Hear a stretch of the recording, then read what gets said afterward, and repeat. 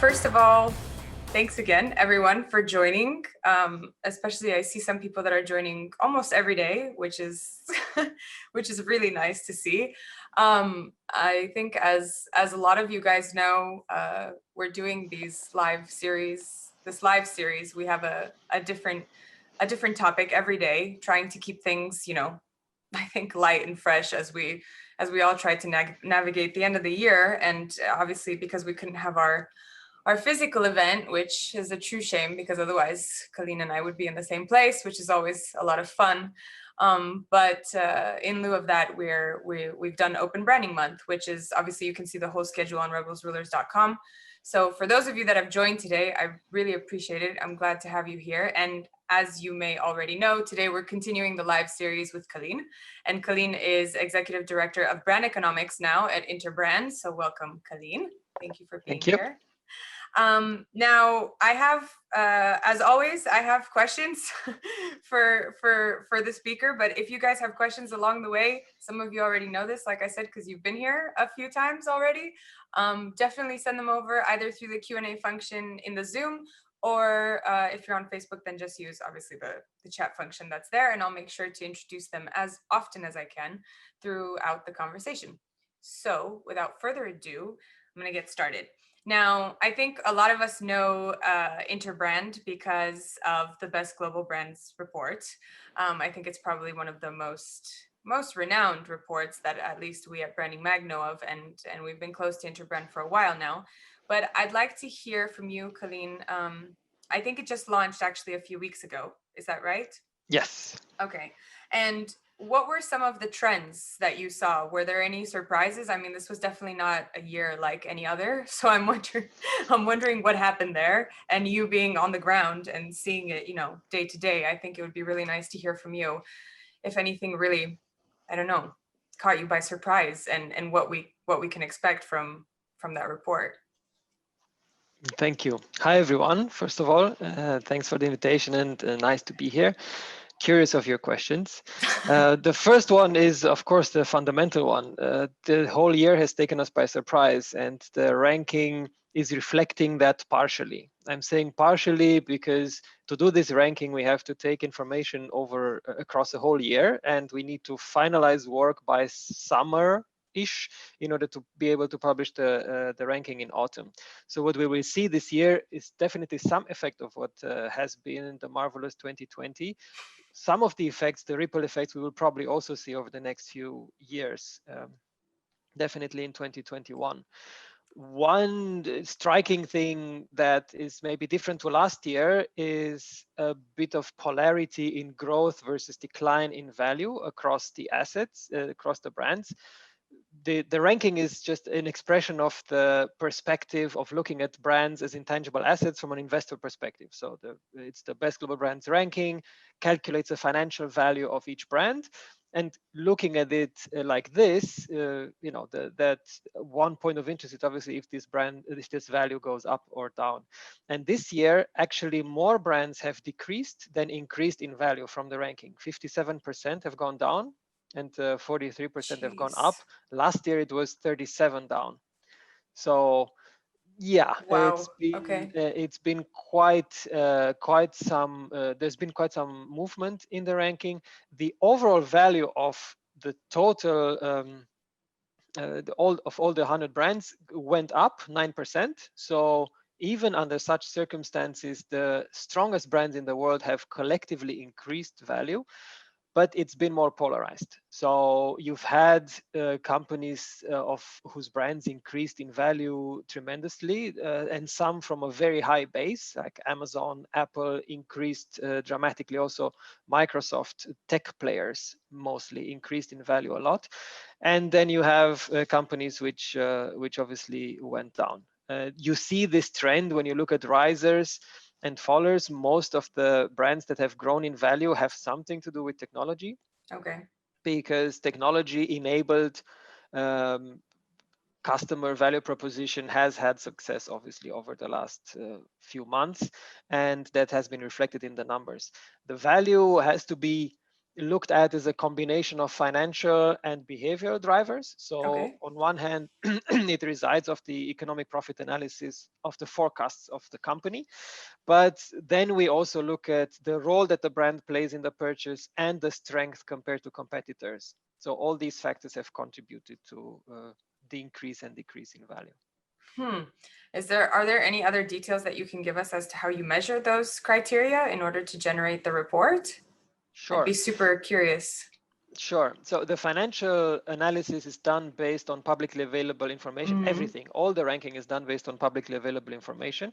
We get our financial forecast from Refinitiv. We have a subscription with their service, and we get the street estimate. So we take their P&L and balance sheet forecast, and we calculate the value for each of the companies.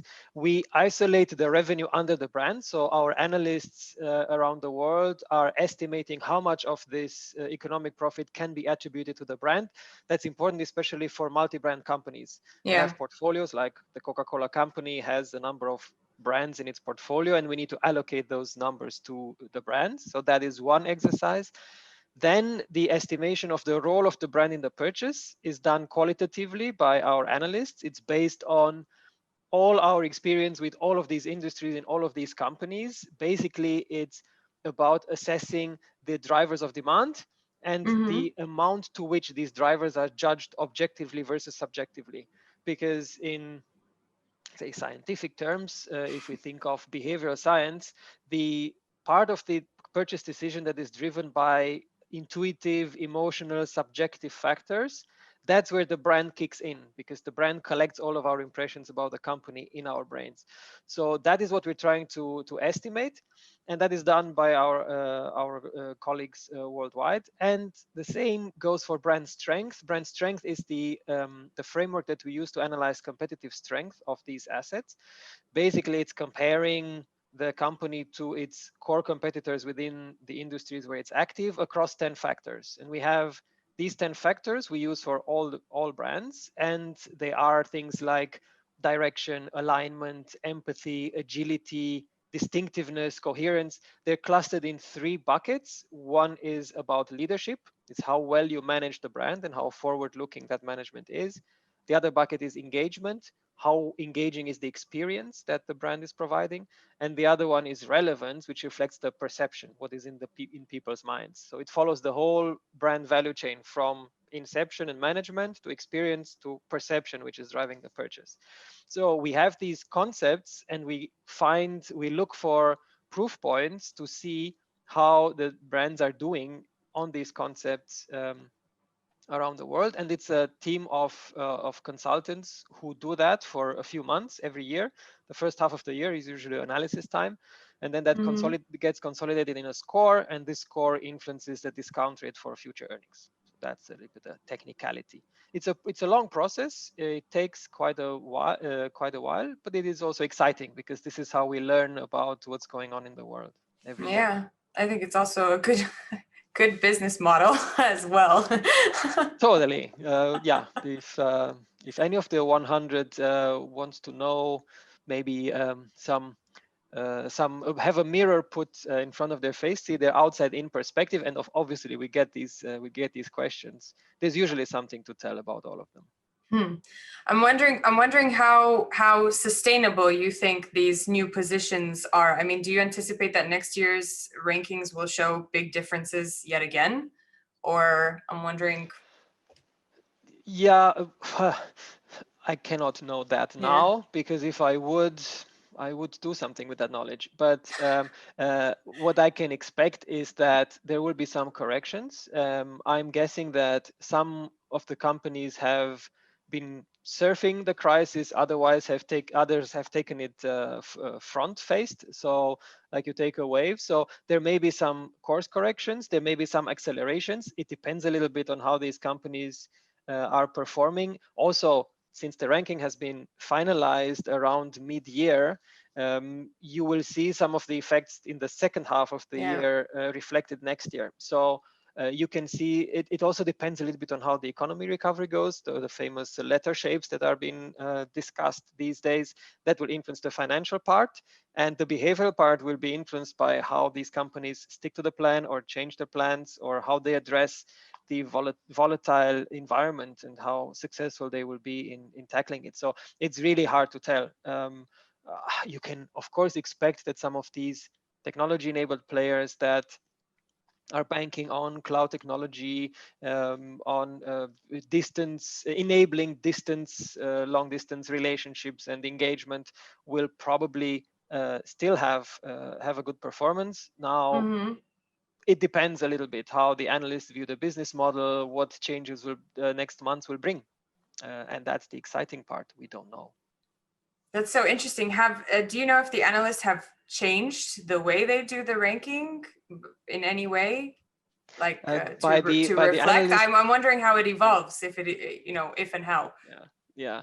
The by analysts, I mean financial analysts for the financial figures. So then it's quite the same. And our that will be dependent on how they yeah. do it. So that is out of our control. We have adapted this year a little bit how we look at brand strength. So over the years, every couple of years, we're reviewing the methodology to make sure that it reflects the latest science and the latest practice. So what we've done this year, we've adapted it a little bit, and the essential change is moving from static to dynamic. So we have adapted the language a little bit. The principles are the same, the buckets are the same. You still have to follow the whole value chain. Fundamentally, behaviors have not changed in their nature. Mm-hmm. But what we've seen is that more successful brand management is dynamic in nature versus the older models that are static. So instead of doing research, then positioning, then implementation, you are pressured to do that more dynamically, to start from the future, start thinking back from the future, plant a flag in the future, and then be agile and experiment with different moves into getting to that point. And that requires a little bit more agile behavior. And we've adapted our evaluation of the companies to reflect this change with the 10 factors. And your clients, how are, I think that you have a very good very good view of how they're thinking about the opportunities that might have arisen this year, that are coming, etc. I mean, how are they looking to capitalize on this? What are they focusing on the most? It's of course fascinating to see a little bit, have a cross section of some of the industries on what is going on. Essentially, I think the red thread is trying to capitalize on opportunities in terms of business model and trying to be agile in reflecting what is going on. To the outside, trying to meet customer needs as much as possible. So listening to the customers, showing empathy, understanding the why behind the what is crucial. And the more successful companies have scored well in terms of empathy and agility.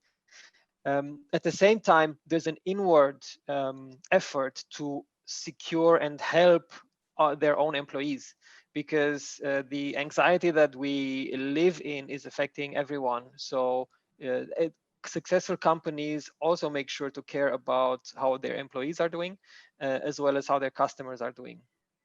Focusing on the people inside and outside is what is driving many of the companies that are doing well right now. And the balance between, let's say, long-term and short-term strategy, has it shifted? Has it changed course? Yeah. Well, yes and no. It's maybe changed in nature a little bit. So traditionally, the dialogue that we always have and the conversation that we're always pushing from coming from a brand perspective is think long term. Brand and behavioral effects, the behavioral effects that it has have long-term competitive advantages. And if you build it up and if you continue investing in it, it's going to be a long-term benefit. Short-term, you may get bigger short-term benefits from, let's say, temporary activities like price decrease or I don't know certain push in various areas. but those will tend to regress to the mean.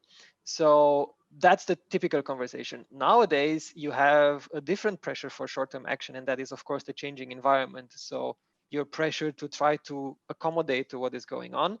Our push there would be, do not lose sight of the long-term objective. And that's why companies who are thinking long-term already and have a sort of a, are a bit purpose-driven, they have an ambition for the medium term, a purpose for the long term, ambition for the medium term, that tends to help in deciding which moves to make in the short term. So yes, you need to be agile, but if you have a direction in which you know where you're going, it's easier to choose the moves that you're making. So that is a little bit the contribution that brand thinking should bring, I think, in this period. Of course, everybody needs to see short term how can they do better, but it helps if you keep that flag in the future in sight and make the moves that are pushing you in that direction. That prevents getting lost in the maze of finding your way these days. And where does I'm trying to think, where does the let's say analysis of brand value fit in terms of process? What happens before or after? What triggers somebody to sit there and call you, and then what do you then kind of leave them off doing after you've done your job? Yeah, brand value is an interesting KPI, a performance indicator. It is of practical use if you're thinking about mergers and acquisitions or licensing. So then you can use the brand value as an ingoing input into the negotiation. But for day-to-day work, brand value can be sort of a centralized expression of how your brand is contributing to creating business value as a whole. And then the interesting part behind it, and the simplicity of it is attractive, because in managing a company, you are bombarded with all kinds of different metrics that you need to keep track on. And if you can consolidate the brand perspective into one number, that is already good. It's simplifying life a little bit. It's not simplifying it completely, because you need to understand what is driving it. So the good thing is you can link to a monetary value intangible measures, like measures that influence your intangible experience. So the brand strength framework can trigger conversations like, okay, we have these 10 factors. Let's diagnose a little bit our management style and operations. Let's diagnose the experience, let's diagnose the perception, and identify where do we have strengths and weaknesses. And it gives you a little bit of a direction and input where to start, or where to invest more in managing the brand. The role of brand conversation, that gives you, okay, the size of the lever. So how much is the brand influencing customer choice? That can trigger different kind of conversations, because to increase the role of brand, you should change the way people choose. And that calls for innovation, calls for disruption. And from a brand perspective, it calls for something iconic, because the brand perspective brings the affinity element into the conversation.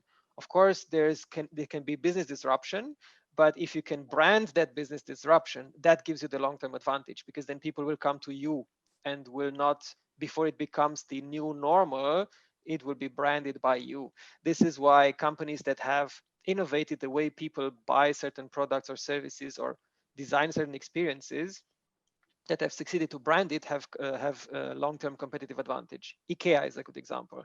I always mention them because they have changed the way people buy furniture.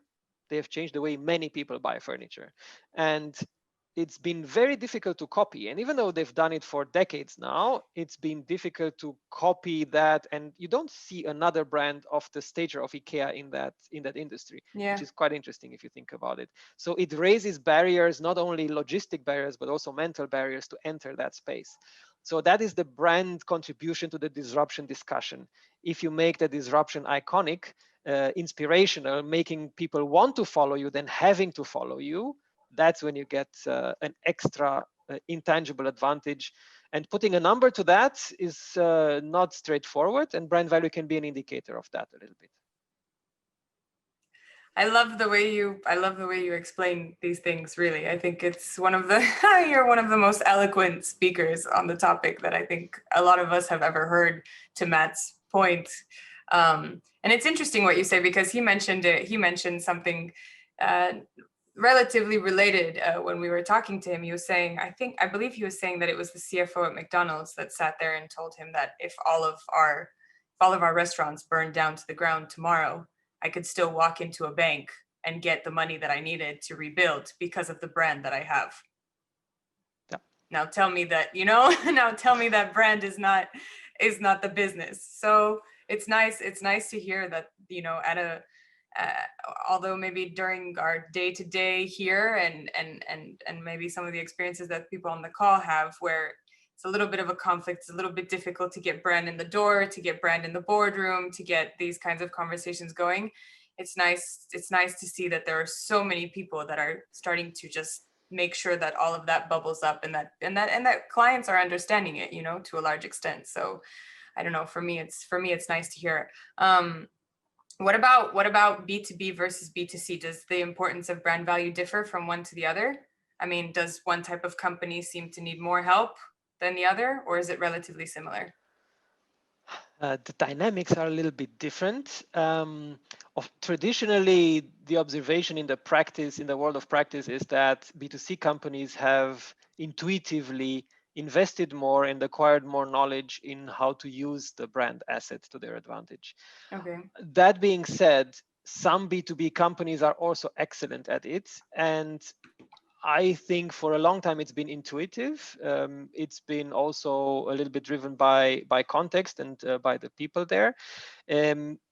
Today, I think the awareness of the nature of the intangible asset is growing both in B2B and in B2C companies. I think the new science helps. So the new behavioral science, the popularity of Daniel Kahneman's and Richard Taylor's books, their Nobel Prize, definitely helps, because people think, oh, Nobel Prize, that must be good. So they're now starting to read the books, and that puts a little bit of scientific weight behind what brand professionals have been preaching intuitively for a long time. When people make decisions, their rational bandwidth is very narrow. And however, they have in their minds stored a lot of information about the different companies they choose between. And very often they have to make a decision. It is fueled by these subjective, subconscious mental networks that they have in their minds about all these companies they're choosing from. And branding helps solidify those networks, those synapses. And the better your branding is, the more you can act as a shortcut in people's minds when they have to make a choice. And there's a beautiful movie online about a brand from IBM, who's nowadays a B2B company. Mm-hmm. It's IBM on Brand. And that explains very nicely, without using the word much, what it actually is about, and why it is important to have to collect all the impressions under a name. They're saying IBM has started producing typewriters, and then they had scales for measuring meat and cheese and these kind of things. If they would have defined themselves by the product, it would have been very expensive to educate their customers all the time. Oh, now we're the scale company. Oh, now we're the typewriter company. Oh, we're a computer company. Now we're a services company. But by loading their brand with certain characteristics and associations that go across all the different industries, they can, of course, scale, and it's much more efficient and effective to enter new businesses if you have a strong brand. So that is also starting to dawn on B2B companies. And very interestingly, sometimes the role of brand is higher in B2B than in B2C even. Because what you see is that in B2C, often you see a commoditization of the value proposition. So many players now offer very compelling, pretty similar products in terms of quality, pretty accessible these days. So it's easier to switch. Mm-hmm. So you're tempted to try something new, and brand or not, it's new, so I'm going to try it. The role of brand goes down there. So then you need to be, you need to push, be distinctive, come with something new. There's a different dynamic. In B2B, the brand has a different mechanic of driving choice. It's not about the new and shiny and flashy and hip. It's about trust. Because think about it, if you invest $1 million in a certain machine or in a motor or in an engine or in something crazy awesome thing that you're buying that probably needs maintenance for the next 20 years, you need to trust that the company you're buying from will actually deliver on the maintenance. There will be good servicing relationship. There, people will help you when you have trouble with the machine. And that trust is partially based on what you know of the company, but it has to be based on your subjective expectation of how it's going to perform in the future. And everything that's subjective is created in your mind by the brand, what you know of the company. So sometimes in B2B businesses, the role of brand is higher. And people are starting to understand that and also embed that into the way they create the brand experience.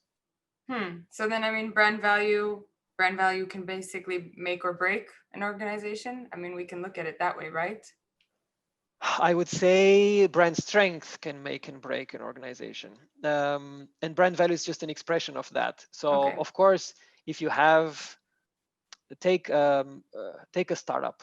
A startup is very difficult for a startup. It's very difficult to predict future earnings because you don't have any history and it's all expectations. So the brand value of a startup is either difficult to calculate, and sometimes it's even not worth calculating because you're losing money at the beginning.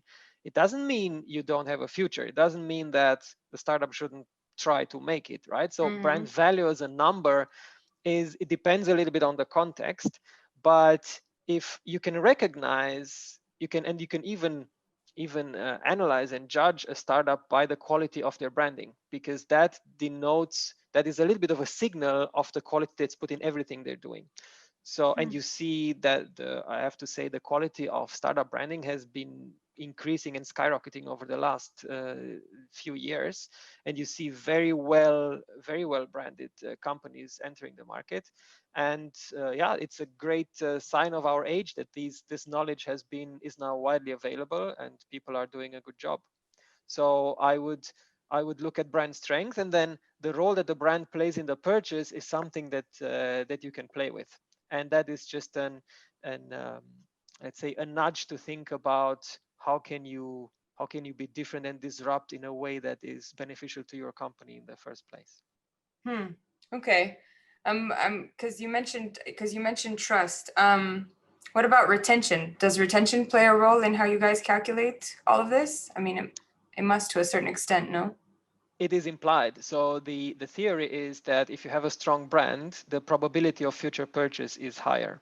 So the probability of retention is higher, Yeah, true. which decreases the risk of future earnings. So higher probability, lower risk, higher value. And that is the relationship between brand strength and brand value. It decreases the risk. If you allow me to go back for a second to what happened this year, when we were talking last, you mentioned this idea of how the pandemic was not a black swan, but rather a gray rhino. Yeah. And I'm wondering if you can explain that a bit for the people that are listening. Yeah, it's a beautiful metaphor. It comes from Michelle Walker, an American author, and she's written a book about it. The Gray Rhino is the catastrophe that you see coming, and you cannot move. You stare it in the eyes, and you cannot avoid it. And that's a little bit the thing with people have been predicting pandemics for a long time. And it's not a surprise that it happened. It has been predicted to happen exactly like this. We've had it before in the 20s. If you see pictures of the Spanish flu in 1920, it's eerily similar. People with masks on the street and saying stay in house. Schools are closed. Same, very, very similar. Ring a bells, deja vus there. So it's not something unheard of like the black swan, something that we didn't know existed. Yeah, we knew it existed. We even expected it to come, but we didn't prepare enough to avoid it. And the idea with the gray rhino is some will get trampled by the gray rhino and some people will jump on top of it and ride it. And that is what companies are trying to do, to dodge it as much as they can. And the really agile ones are going to try to jump on it and ride it. But I think that assumes that brands are, need to be incentivized to a certain extent to ensure that their businesses are safe in the long term. But I mean, even if we saw this coming and we thought about it as a gray rhino, I'm not sure whether the system really allows for that kind of investment? I mean, this is what you know best. I mean, in the conversations that you're having, I don't know if people are thinking, what if another one comes, or we weren't prepared? What can we do to prepare? Well, you know, we only have this much budget, so where do we put it? Are those the kinds of questions that you're answering? And if so, what do you say to that? Actually, no. The questions haven't come yet, but I think they should come, and I'm going to ask them in the coming months. But I think realistically, it would be very difficult to ask people to budget for another pandemic, because you cannot know now. Even if you see the rhino coming, you can only assume how big the hit will be and how much you can dodge it. But I think that's where this new paradigm of brand management comes into play, because if you set yourself up for an agile, moves oriented approach where you have the direction, but you give yourself the flexibility to move depending on how the opportunities arise, keeping the direction ensures that you stay true to your core, true to your character. And that's what they say, on brand, because that forges the synapses in people's minds. But allowing yourself to move left and right and grab opportunities for iconic moves, that will help you be more flexible in case of shocks. So it's the analogy from physics. Body in motion can swerve more easily versus a static body. So this mindset, I think, will help. And yeah, of course, resources will be important, and the challenge remains: how do we build resources to factor in the case of a catastrophe? Companies and the economy learns from such crises. I mean, we've had financial crises before, which have led to new measures in, building provisions and allocating the money and thinking about how to deal with such cases, new regulations, etc., etc. So maybe that will be one element. Entirely, it will probably not be able to prepare companies, but that combined with being more mindful of it and being more flexible in the strategy, I think that would be the combination to look for over the coming years. Do you think that with brand value you would have been able to, or can even consider predicting which companies survive these sort of crises? Not even these sort of crises, but crises in general, in comparison to others? I'm assuming to a certain extent, no? There are 41 brands in the 2020 ranking out of 100 that were there in the year 2000. Less than half. Jeez. And yeah, so the nature of the economy and the world says that no matter how big you are, there's no too big to fail. When I joined Interbrand many years ago, but not that many in the historic context, Nokia was top 5 in the best global brands ranking. My gosh. Yahoo, BlackBerry, there were companies that had billions in brand value, and they're not there anymore. So there's a quote from Jeff Bezos saying, yeah, I believe one day Amazon will fail and go bankrupt. Now Amazon is worth, I don't know how many, it's 200 billion in brand value alone. Yeah, nobody's is safe. And what we can say is, yeah, the asset is there. And I believe you've seen that Nokia is already being revived. People acquired the brand and are trying to bring it back. A little bit the McDonald's paradigm. Their stores burned down, their factories burned down and closed. Tragic story. The brand survives, and now it's making an entrance again. So that is a little bit the optimistic message. I think nobody's protected from the uncertainties of the future, no matter how big you are and no matter how valuable your brand is.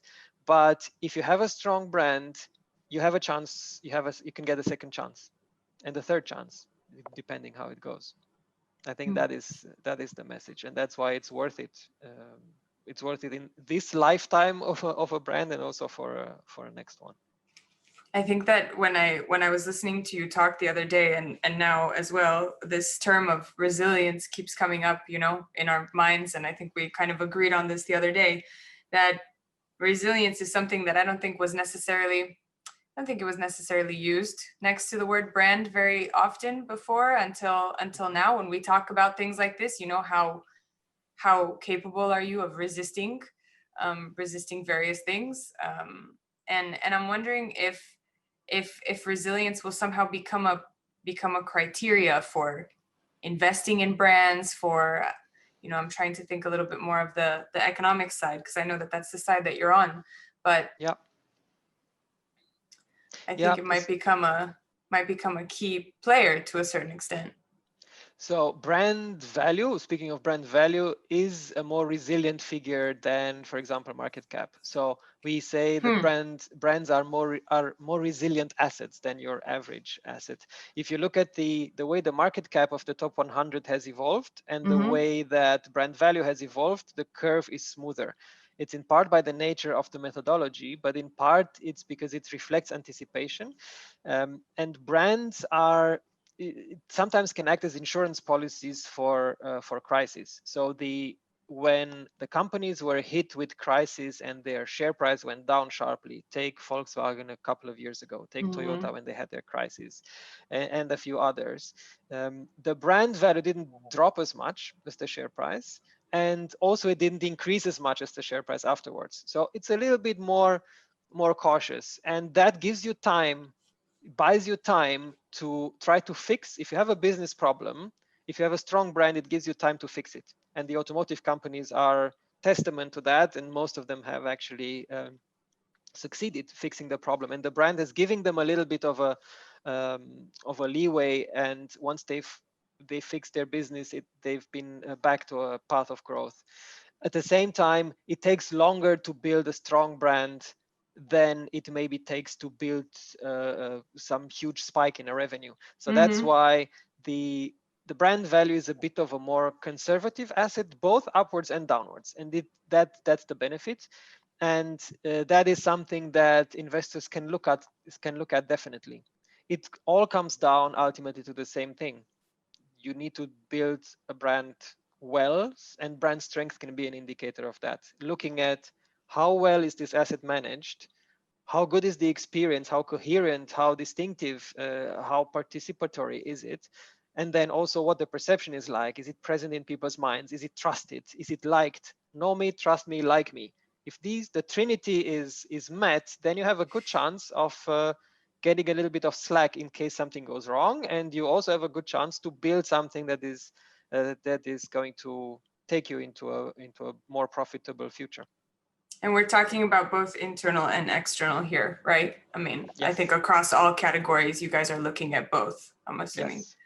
And who is it that you're generally talking to from the brand side? I mean, who are the people that are kind of leading this endeavor of looking at brand value? Who's in the room with you? I don't know, to be honest. I've never asked.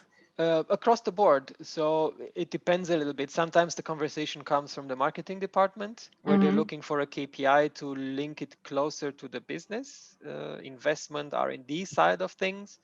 Sometimes it comes from the board, or sometimes it comes from the M&A department. We had a famous case a few years ago, and we can talk about it because it's public knowledge now. When Net-a-Porter was bought by Richemont, there was a dispute, and there was a brand valuation requested from the highest level in order to settle the dispute and to settle the purchase price of the company. And it actually had a significant contribution to increasing the purchase price, because the intangible asset had not been considered in the first evaluation. So very different. It depends a little bit on the application. If you have brand management as the core objective, then you have the brand team, marketing team, and sometimes someone from the board in the room. If you have M&A, licensing, you can have the financial department in the room. It's it depends a little bit on the application. Okay. Yeah, someone is actually asking, within the context of brand strength, how do you convince startups that a brand is not only the responsibility of the CMO? They often don't want to build anything to do with brand until they hire a CMO in the first place. They do it. I would say if you it would be a great conversation to have over a dinner at the beginning, and then probably probably more seriously, because what I see and what I believe is that many startups are doing these things intuitively, and it is much more straightforward to do it well intuitively if you're a small team. If you have one or two or five, a few people with a vision and they know clearly what they want, they know where they're going, they know how to get there, and they adapt, because the nature of a startup forces you to adapt your moves to what is coming at you. But usually it is quite clear for these people. They have a clear strategy, and both of the value proposition as well as the experience. And the ones who have a little, then you need the craft in order to design a great experience and forge the mental networks. So for startups, I think you don't necessarily, well, if you have the skills, you don't need a title. Once you grow, and there's books about this and there's studies about this, since when do you need a different paradigm in management? And it's usually there's an analogy to the size of the tribe. The natural size of a tribe is the natural number of people that we can remember and we can have a personal relationship with. Mm-hmm. And it's about 100 something. I think for humans, it's a little bit more than for chimpanzees, and that's an analogy that we do with apes. For chimpanzees, I think it's 40, and for humans, it's something like 140. Beyond that, while people know each other, you can inspire with lead by example and inspire through conversations, and you don't need formalized processes as much. As soon as you grow over a certain size, you need formalized processes, because people don't know each other, and if you don't know, you don't believe. You need some sort of shared idea, like they talk. I think Sapiens popularized this thought of a shared belief, a shared idea that helps people move in the same direction and collaborate across a large number of people. And that's what makes us special as a species.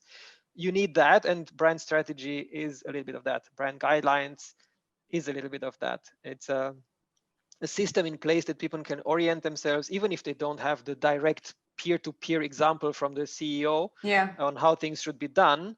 The brand guideline are the placeholder for that. So coming back, startups I think intuitively think of brand more than they think of brand.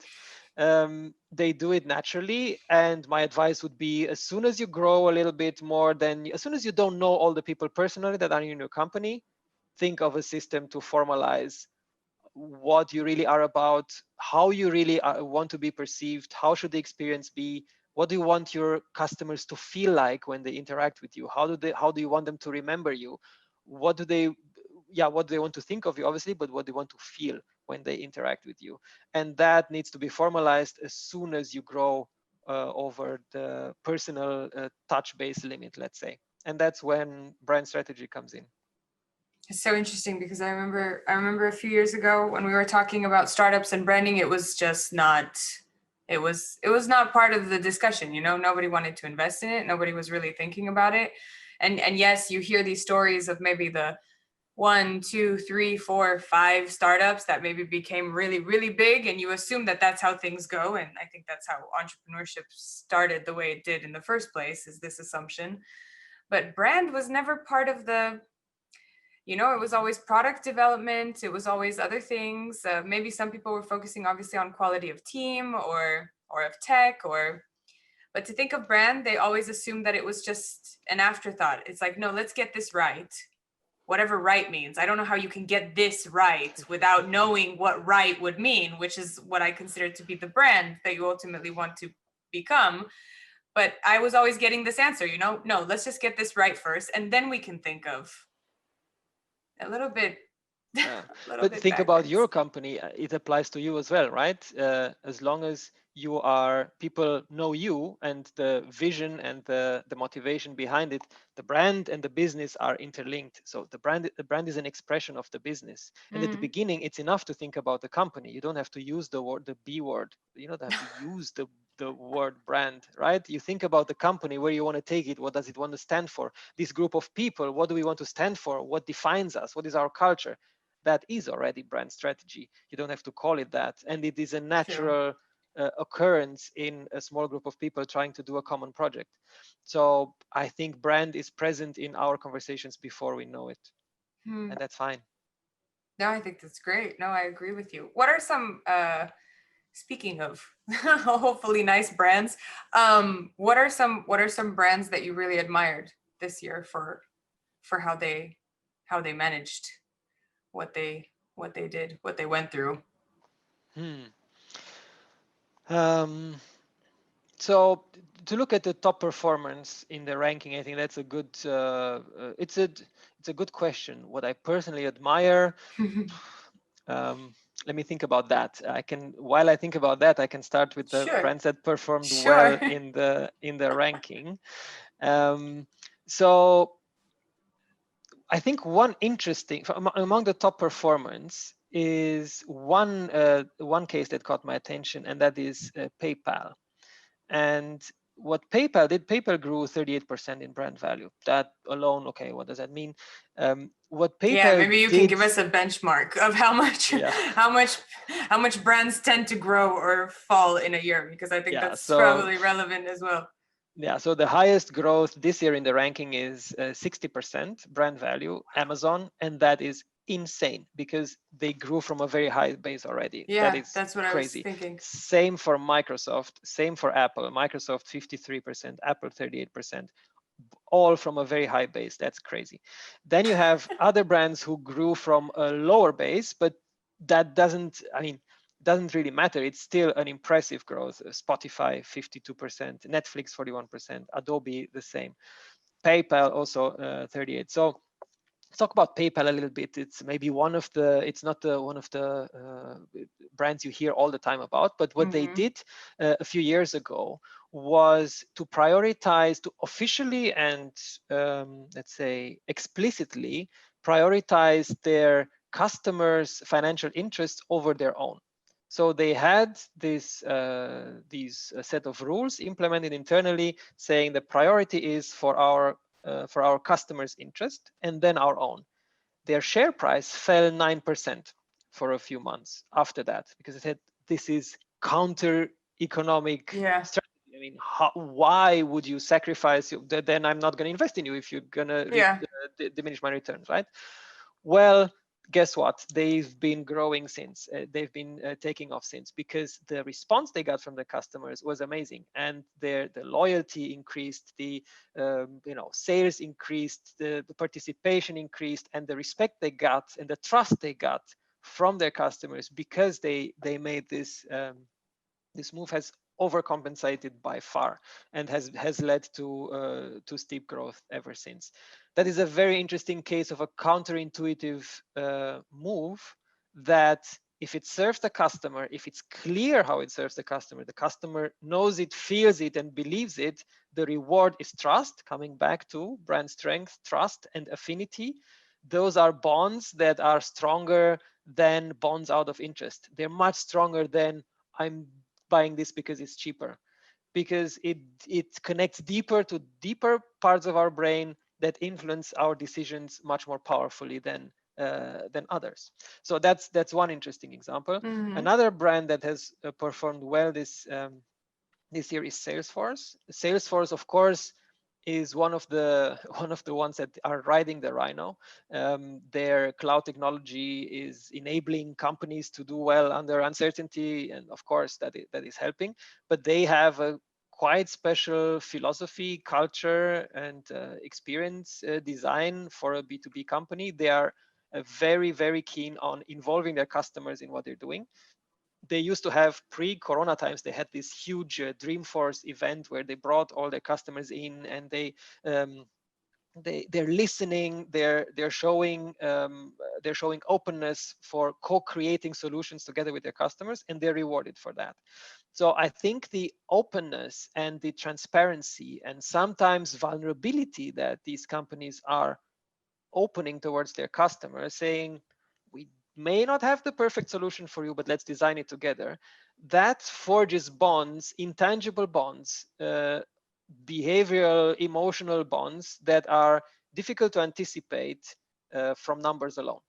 So that is the beauty of, and still that I think that still makes the relevance of branding as a discipline in today's day and hyper quantified day and age, because some of these things you cannot anticipate based on numbers. Not yet. I don't know. Maybe in 10 years you can. But nowadays, I don't think you can. So companies who make moves in that direction are if they do it right and if they execute well, they are rewarded for it.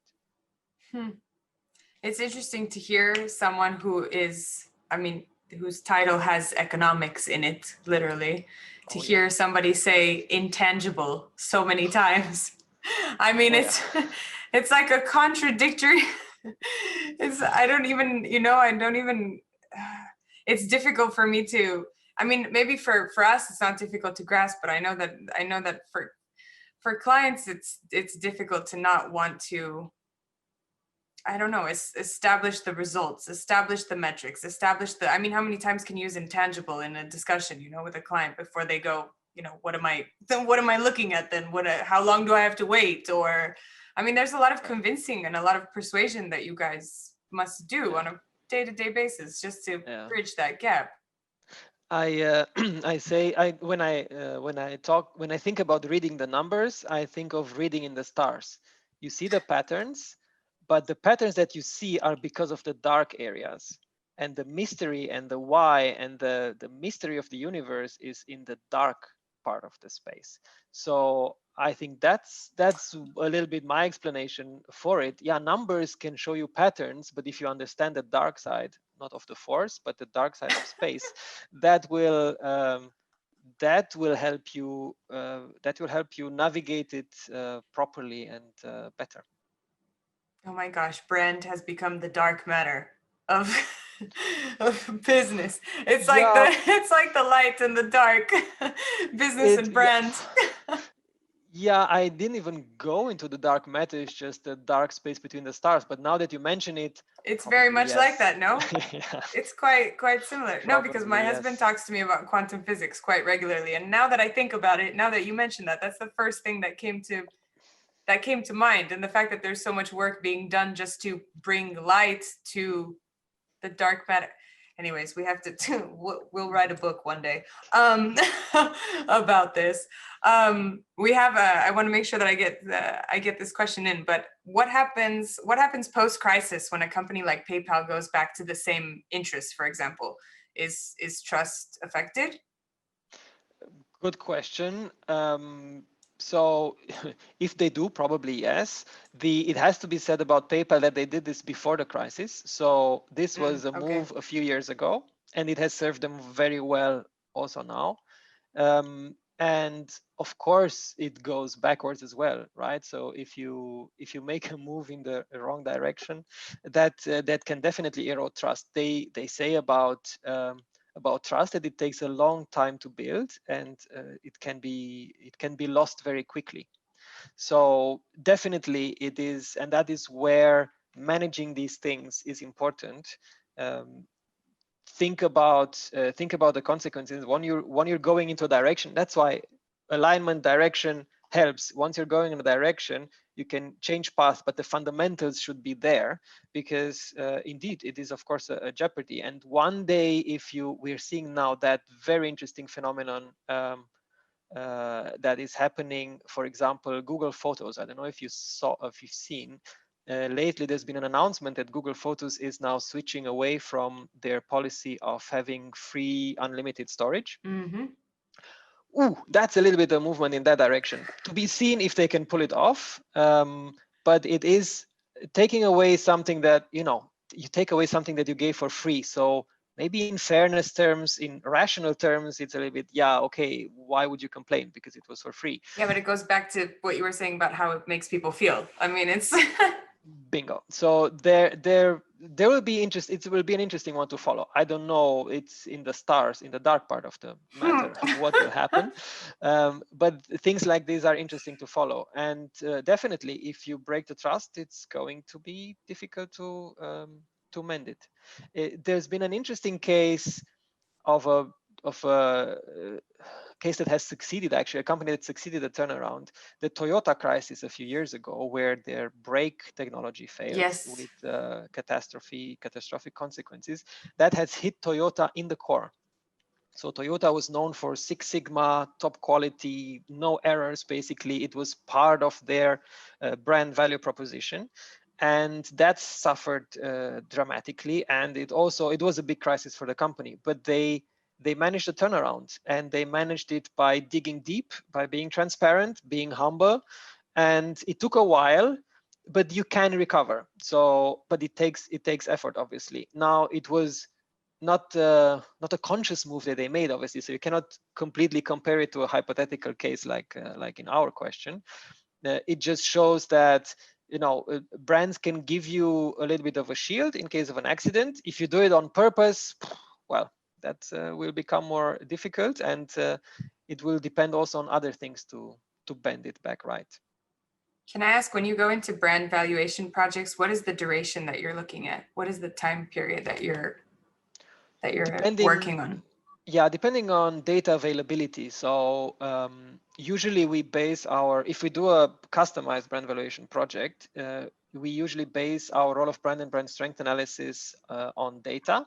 So we like to have market research fueling those analyses. And if we also work with our clients' market research data, so if that is available to a quality that justifies and is fit to our framework, we can repurpose it, and it can be done within 2 months or so. A typical project is about 2 months. It can be a little bit longer, rarely shorter. It can also be shorter if really everything's available, or if you do just an outside-in ranking style valuation, that can be done within 6 weeks or so.